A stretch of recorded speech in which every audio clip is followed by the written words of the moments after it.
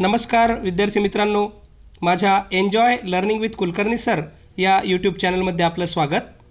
इयत्ता 12वीच्या 2021च्या बोर्ड परीक्षेच्या नव्या प्रश्नपत्रिकेच्या स्वरूपानुसार आपण अभ्यासाला सुरुवात केलेली आहेच. आपल्या या यूट्यूब चॅनलवर आपण आतापर्यंत 12वी बोर्ड प्रश्नपत्रिकेचे स्वरूप, क्वेश्चन नंबर 2B म्हणजेच summary writing, question number 4A statement of purpose, question number 4C expansion of idea, तसेच question number 4A drafting a virtual message हे व्हिडिओज आतापर्यंत बघितले असतीलच आणि बघितले नसतील तर नक्की बघा. यासाठी या चॅनलला सबस्क्राईब करा. आज आपण क्वेश्चन 4A मध्ये विचारल्या जाणाऱ्या एका महत्त्वपूर्ण रायटिंग स्किल टॉपिकचा अभ्यास करणार आहोत व हा रायटिंग स्किल टॉपिक म्हणजेच group discussion.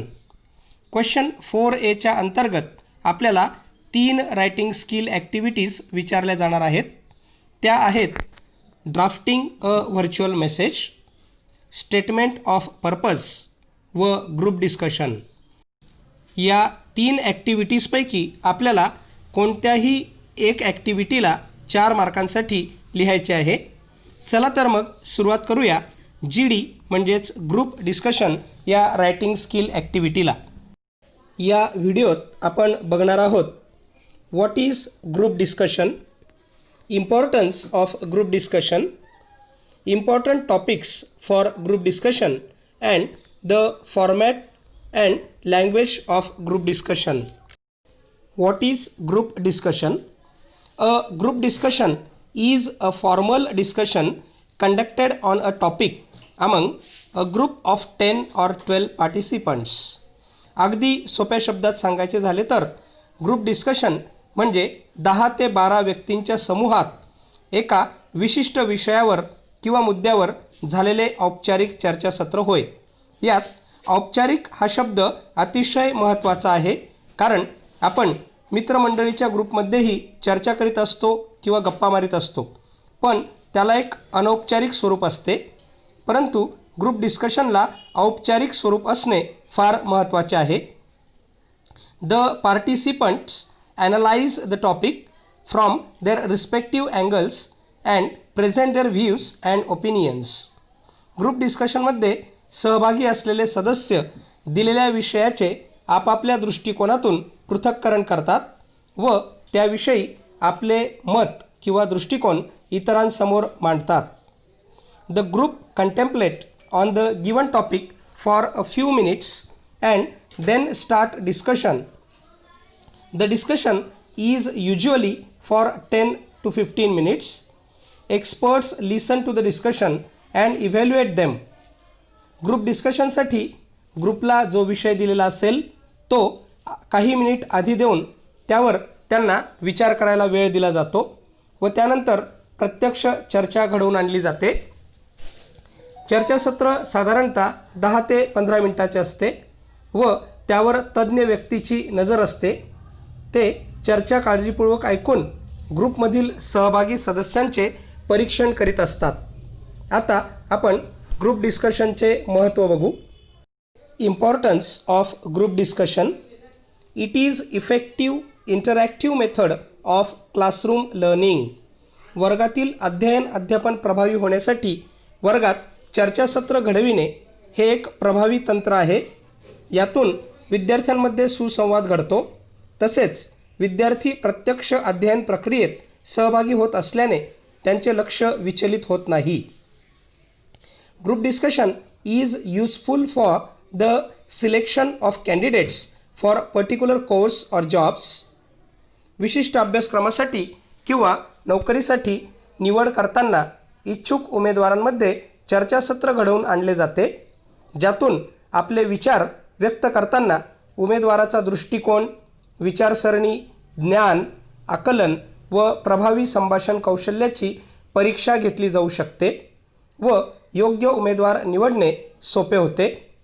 Group discussion can determine the qualities of working in group, giving opinions and problem solving to achieve common goals. समूहात सहभागी सदस्यांमध्ये गटात काम करण्याची म्हणजेच सर्वांना सोबत घेऊन काम करण्याची क्षमता आहे किंवा नाही, तसेच स्वतःचे मत ठामपणे मांडण्याचे कौशल्य आहे किंवा नाही याची पडताळणी ग्रुप डिस्कशनमुळे करता येते. सामूहिकपणे उद्दिष्ट गाठण्यासाठी येणाऱ्या समस्या सोडवण्याची क्षमता व्यक्तीमध्ये आहे किंवा नाही हे ग्रुप डिस्कशनच्या माध्यमातून ठरविता येते. The ability of candidate to work as a part of a group and to lead others towards conclusions and solutions is tested. Group डिस्कशनमुळे चर्चेत सहभागी सदस्याची इतरांना सोबत घेऊन काम करण्याची क्षमता तसेच सर्वांसोबत काम करताना येणाऱ्या समस्या सोडविणे, निष्कर्ष व समस्येच्या उत्तरापर्यंत पोहोचण्याची क्षमता देखील लक्षात येते. GD tests the ability of understanding of a subject to give opinions on it and support his ideas with logical arguments.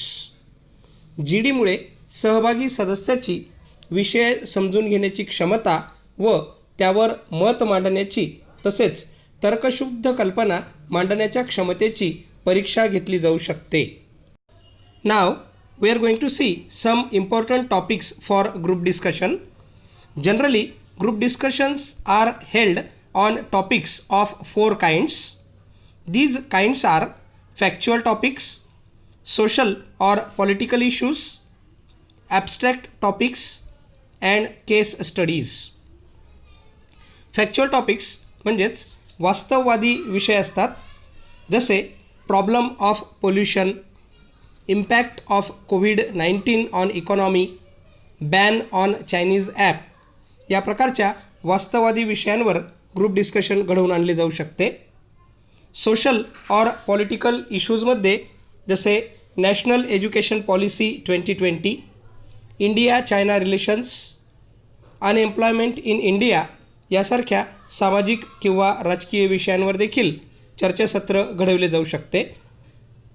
Abstract विषयांमध्ये अमूर्त संकल्पनांवरती सदस्यांना आपले मत मांडायला सांगितले जाऊ शकते, जसं power of human mind, conscience, impact of positive thinking.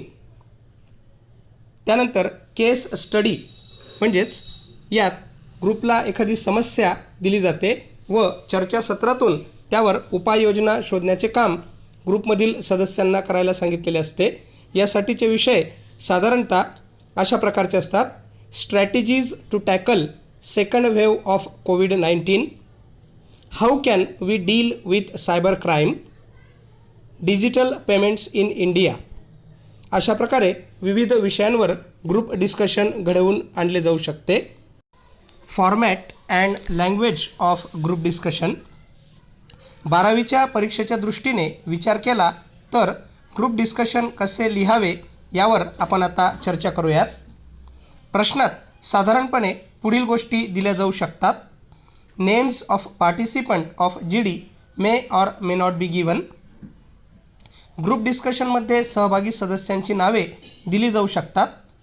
दिलेली नसतील तर आपण काल्पनिक नावे वापरून त्यांच्यातील संवाद लिहू शकतो. A subject or topic for GD will be given. चर्चासत्रासाठी विषय दिलेला असेल, ज्याच्या आधारावरच विविध सहभागी सदस्यांच्या नावाने आपण आपले विचार मांडून डायलॉगच्या स्वरूपात लेखन करावयाचे असते. Some points may be given to elaborate the idea. Group डिस्कशनच्या विषयावर विस्ताराने चर्चा किंवा डायलॉग लिहिण्यासाठी गाईडलाईन्स म्हणून काही मुद्दे दिले जाऊ शकतात, जे आपल्याला लिखाणासाठी मार्गदर्शक ठरतील.